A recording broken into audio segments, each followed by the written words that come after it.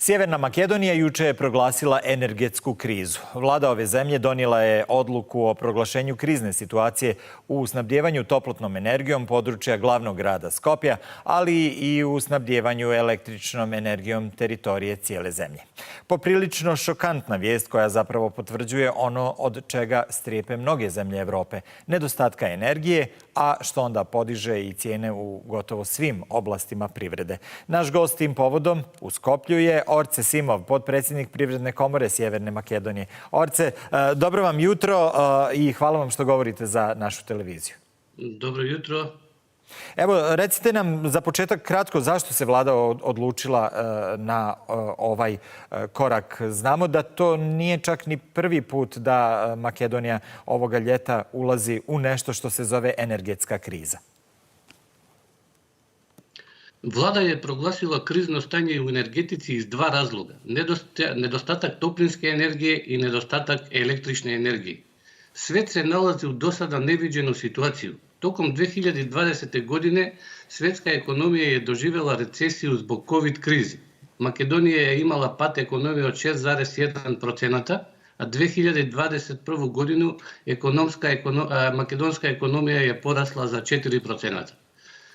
Od kraja prošle godine i tijekom cijele ove godine imamo istorijske najveće cijene glavnih energenasa kao nafta, gas i električnu energiju.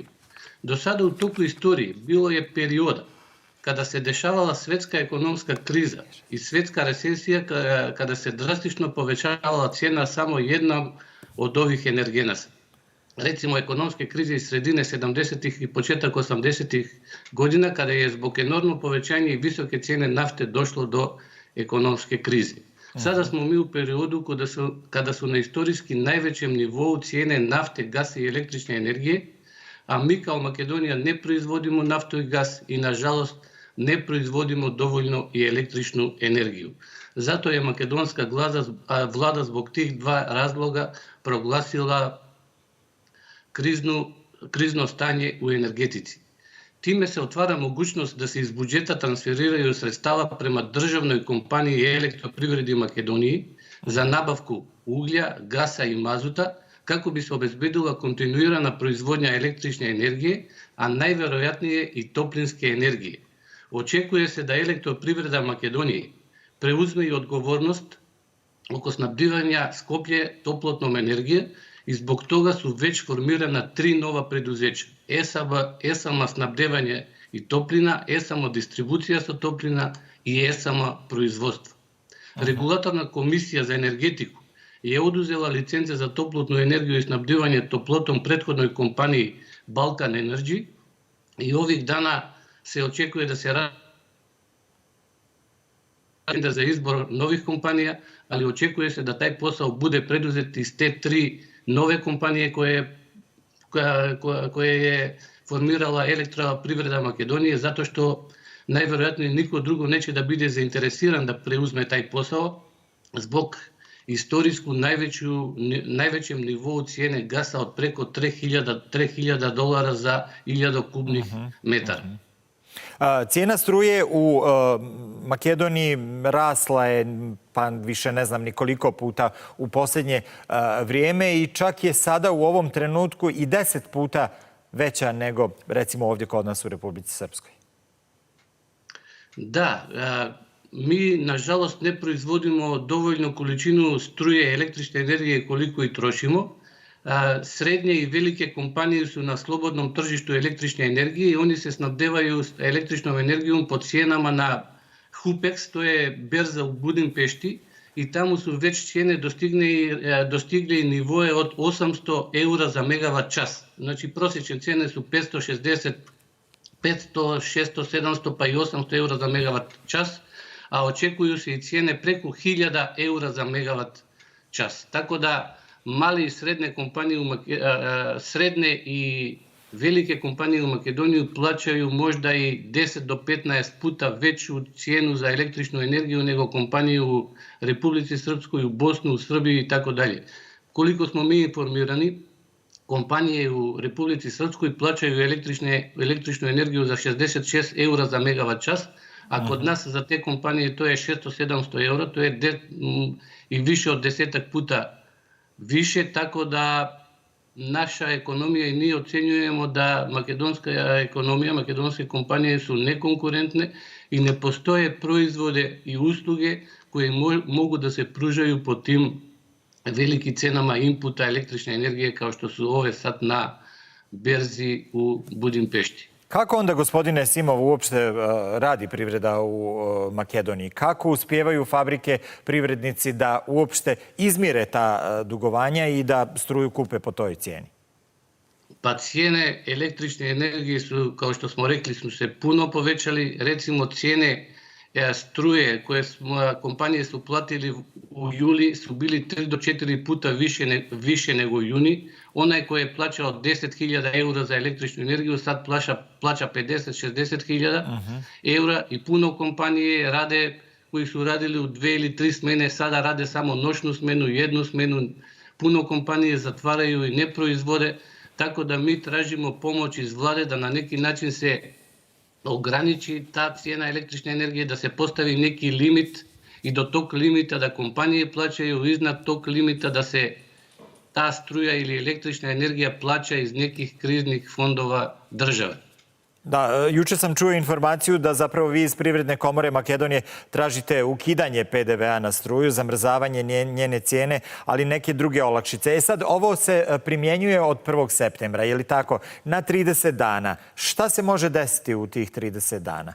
Može li se popraviti situacija? Vlada je proglasila krizna sostojba na 30 dana zato što vlada ne može da proglasi krizno stanje na više od 30 dana. To mora da uradi parlament. Tako da očekujemo posle tih 30 dana ili posle 1. oktobra da se krizno stanje produži odlukom parlamenta i to će sigurno trajati tekom cijele zime, najmanje do april-mart iduće godine. I u to krizno stanje ovozmožit će se da iz budžeta države da se transferiraju sredstava prema državnoj kompaniji Elektroprivredi, da može da nabavi ugalj, gas, mazut, da bi neprečeno proizvodila električnu energiju i da snabdeva Skoplje sa toplinsku energiju.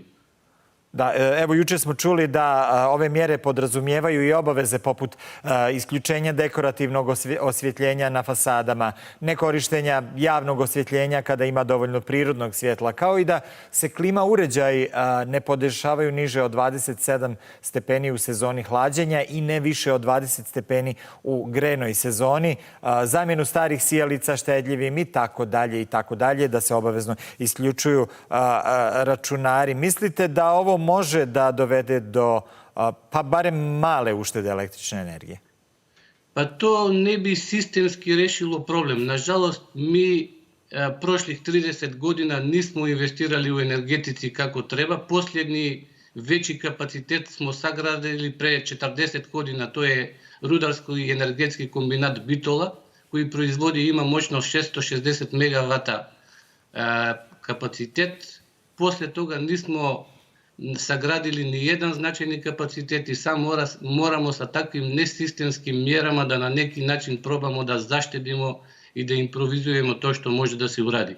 Inaku, doneta je odluka da svaka državna institucija smanji potrošnju električne energije za 15%, upoređeno sa istog meseca prošle godine, i ukoliko se to ne postigne imaće sankcija i za institucija i za odgovornih lica te institucije. Svaka institucija mora da naznači neko lice koje je odgovorno za zaštitu energije i oni moraju na neki način da zaštede 15% energije. Tu je mogućnosti da se ne koristi osvetljenje tamo gdje ne treba, fasadno osvetljenje da se ne koristi, da klimatizeri ne smeju da se nameste niže od 27 stepeni, grijanje da ne bude više od 20 stepeni, da se ne koriste liftovi, da se koriste ekonomske efikasne sijalice, da se zamene prozore i fasade tamo gdje je moguće sa energetski efikasnijima i tako dalje. Gospodine Simov, Makedonija je tamo gdje vječno sunce sja. Mislim da je solarna budućnost u vašoj zemlji itekako svjetla, ali tu naravno treba naći ulagače i trebaju velika sredstva da se u sve to uloži. Da. Mi imamo više od 260 sunčanih dana tekom godine, ali nažalost nemamo neku značajnu proizvodnju iz fotovoltaika zato što do sada se nije investiralo, a i procedure su vrlo složene. Mi kao Privredna komora sada tražimo da se maksimalno pojednostave te procedure.